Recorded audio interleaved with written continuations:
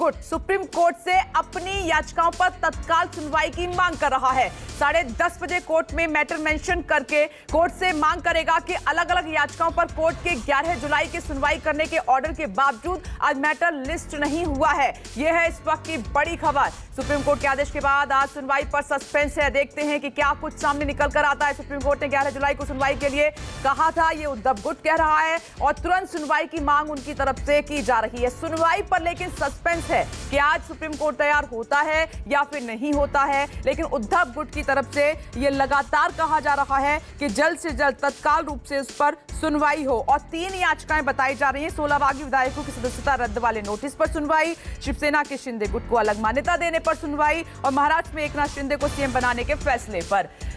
और एक बड़ा पैनल इस वक्त मेरे साथ मौजूद है। इस खबर के लिए मैं प्रभाकर मिश्रा का रुख करूंगी। हमारे साथ जो मेहमान मौजूद हैं उनका परिचय आपसे करवा देती हूँ। शिवसेना नेता आपको टीवी स्क्रीन पर नजर आ रहे हैं, किशोर तिवारी जी, स्वागत है आपका ब्रेकिंग विद एजेंडा में। वरिष्ठ पत्रकार अशोक वानखेड़े जी हमारे साथ मौजूद हैं, टीवी स्क्रीन पर नजर आ रहे हैं, सर स्वागत है आपका भी। और शाइना एनसी जी भी हमारे साथ मौजूद हैं, बीजेपी स्पोक्स पर्सन। मैडम आपका भी बहुत बहुत स्वागत है। और मेरे 2 सहयोगी राजीव रंजन नोएडा से और प्रभाकर मिश्रा दिल्ली से इस वक्त हमारे साथ मौजूद हैं। प्रभाकर, ये जो अभी ब्रेक की है खबर, इस पर मैं आपसे जवाब लेना चाहती हूं। क्या होने वाला है? सुप्रीम कोर्ट में सुनवाई होगी या नहीं होगी?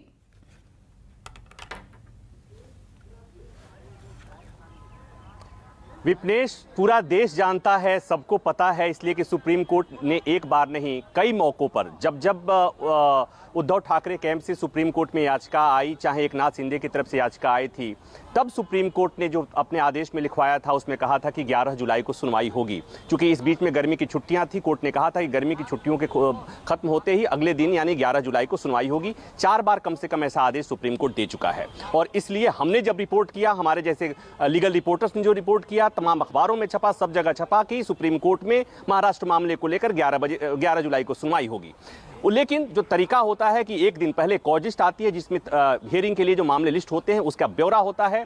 कल से हम लगे हुए थे, कहीं भी सुप्रीम कोर्ट की जो लिस्ट है कॉज लिस्ट, उसमें इस मसले का जिक्र नहीं था। तो मतलब ये कि सुप्रीम कोर्ट की रेगुलर जो सुनवाई की लिस्ट है उसमें महाराष्ट्र मामला मेंशन नहीं है। ये बात जब शिंदे खेमे को पता चली है, उसके बाद से मामले को सुप्रीम कोर्ट के सामने अर्जेंट मेंशनिंग की जा रही है, जिसमें कपिल सिब्बल, अभिषेक मनु सिंह भी कोर्ट के सामने 10:30 बजे मेंशन करेंगे और कोर्ट को याद दिलाएंगे कि माय लॉर्ड, आपने अपने आदेश में कहा था कि 11 जुलाई को सुनवाई होगी, लेकिन 11 जुलाई को यानी आज है और आज ये मामला लिस्टिंग में नहीं है, इसलिए इस पर आप ध्यान दीजिए और तत्काल सुनवाई कीजिए। विपनेश, इसके अलावा एक बात मैं और कहूं कि एक सामान्य सुनवाई नहीं है, ये एक ऐसा मामला है जहां पर महाराष्ट्र में दल बदल कानून, एंटी डिफेक्शन लॉ को सुप्रीम कोर्ट ने एक अपने आदेश से होल्ड वो कर दिया था, स्टे कर दिया था, करीब करीब कह दिया था कि 12 जुलाई तक सुप्रीम इसमें डिप्टी स्पीकर कोई कार्रवाई नहीं करेंगे, चूंकि उन्होंने जिन विधायकों का योग्यता का नोटिस किया था, इसमें कोई कार्रवाई नहीं करेंगे। और इस बीच जो 11 जुलाई तक का समय दिया गया था, इस बीच में वहां पर सरकार बन गई, वहां पर स्पीकर अपॉइंट हो गए, वहां पर बहुमत साबित कर दिया गया, यहां पर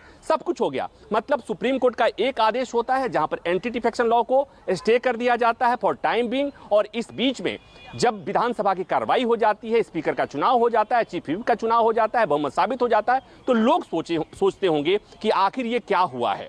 तो ये सवाल एक है जो सवाल सुप्रीम कोर्ट पर भी उठता है और सवाल पूरी व्यवस्था पर उठता है, क्योंकि जब भी ऐसा मामला अब तक आया है, एंटी डिफेक्शन का मामला हो, अल्पमत का मामला हो, सरकार बनने बिगड़ने का मामला हो, सुप्रीम कोर्ट ने हमेशा यह साबित किया है कि जब भी कोई कॉन्स्टिट्यूशनल क्राइसिस होता है, सुप्रीम कोर्ट ने वहां गार्जियन की भूमिका निभाई है। सुप्रीम कोर्ट ने हमेशा एंटी डिफेक्शन लॉ को प्रोटेक्ट किया है, उसकी जरूरत बताई। यहां पर सुप्रीम कोर्ट ने फॉर टाइम बीइंग महाराष्ट्र में सुप्रीम कोर्ट ने एंटी डिफेक्शन लॉ को थोड़े समय के लिए स्टे कर दिया है। तो अब ये देखना होगा कि सुप्रीम कोर्ट के सामने जब ये बात कही जाती है, सुप्रीम कोर्ट तारीख कब देता है, क्योंकि आज सुनवाई मुमकिन नहीं है जैसा मैं समझ रहा हूं। अब एक कहें कि एक्सेप्शनली ये हो सकता है कि कोर्ट को ये बताया जाए कि ऐसा हो रहा है, तो हो सकता है कोर्ट कहे कि ये तमाम रेगुलर सुनवाई के बाद हम सुनवाई कर लेंगे, इसलिए कि आपको याद होगा कि पिछली सुनवाई में कोर्ट ने कहा था कि हम 5 बजे के बाद सुनवाई करेंगे और 5 बजे से रात 8:30-9 बजे तक सुनवाई हुई थी। तो इस बात की भी संभावना से इनकार नहीं किया जा सकता, लेकिन इसकी संभावना क्षीण है विपनेश, इसकी संभावना क्षीण है।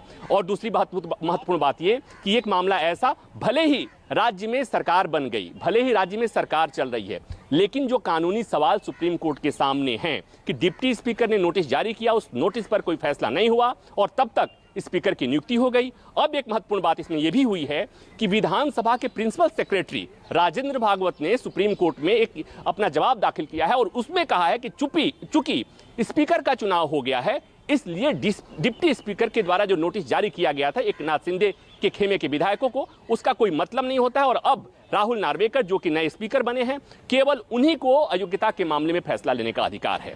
हालांकि सुप्रीम कोर्ट को ही तय करना है कि इस मामले में क्या करेगा, लेकिन सवाल कई हैं, कानूनी सवाल कई हैं। विपनेश, बस एक बात आखिर में मैं जोड़ देता हूं कि महाराष्ट्र में सरकार बन गई है, सरकार चलेगी, बहुमत की सरकार है। वहां पर सुप्रीम कोर्ट की सुनवाई का मुझे बहुत असर होता हुआ नहीं दिख रहा है, लेकिन इतनी बात जरूर है कि सुप्रीम कोर्ट के जो मसले में जो कानूनी पेचीदगियां हैं जिस पर सुनवाई होगी, हमारे जैसे कानूनी रिपोर्टर, वकीलों के लिए और लॉ की पढ़ाई करने वालों के लिए बाद में काम की चीज जरूर हो सकती है, एकेडमिक की चीज जरूर हो सकती है, क्योंकि लोकतंत्र में बहुमत साबित उस पर होता है, सरकार बहुमत की होती है और उसका बहुमत फ्लोर टेस्ट के जरिए ही साबित होता है और ये सारी चीजें हो चुकी हैं। तो मुझे नहीं लगता कि सुप्रीम कोर्ट की सुनवाई का महाराष्ट्र की चल रही सरकार पर, एकनाथ शिंदे की कुर्सी पर कोई बहुत असर पड़ने जा रहा है फिलहाल। तो ये एक बड़ी खबर। प्रभाकर मिश्रा, आप बने रहे हमारे साथ। इस वक्त की दूसरी बड़ी खबर का भी जल्दी से रुख कर लेते हैं। सुनवाई के पहले खबर यह है कि उद्धव ठाकरे की भावुक चिट्ठी आई है। अपने समर्थक 15 विधायकों को उद्धव ठाकरे ने एक इमोशनल लेटर लिखा है। संकट काल में साथ देने के लिए बहुत बहुत धन्यवाद। धमकी और प्रलोभन से दूर रहकर आपने शिवसेना को ताकत दी। माता जगदम्बा आपको हमेशा स्वस्थ रखें और ये प्रार्थना मैं करता हूं, उद्धव ठाकरे ने लिखा है। और उद्धव ठाकरे ने दोपहर 12 बजे सांसदों की बैठक भी बुलाई है।